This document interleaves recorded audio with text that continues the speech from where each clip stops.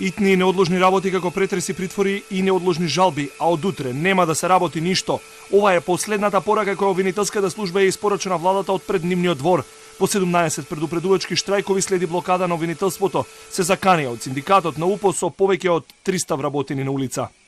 Штрајкот нема да престане, штрајкувачите од ден на ден се посложни и доколку работната група од 5 министри не седна да проговара уште денес, од утре штрајкот ќе стане поригорозен.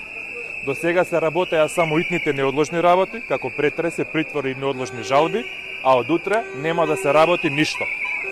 Од вкупно 390 вработени во јавните обвинителства, денеска тука ќе дојдат 300 вработени. Председателката на синдикалната организација при јавни обвинителства при синдикатот на УПОС Изабела Илиева рече дека револтот кај службениците станува се поголем и од утре ќе почнат со заострување на штрајкот.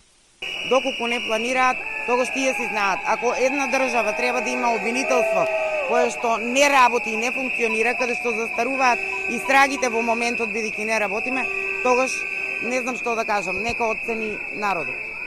78% повисоки плати и 35% додатоци се барањата од кои нема да отстапат штрекувачите. Но наместо владата да седне и разговара за решение, оттаму бараат начин како во иднина овие вработени да не добијат ниту денар за редовното покачување на платите. Кога во март месец идната година ќе порасне минималната плата, ниту еден од овие вработени нема да добие усогласување со минималната плата.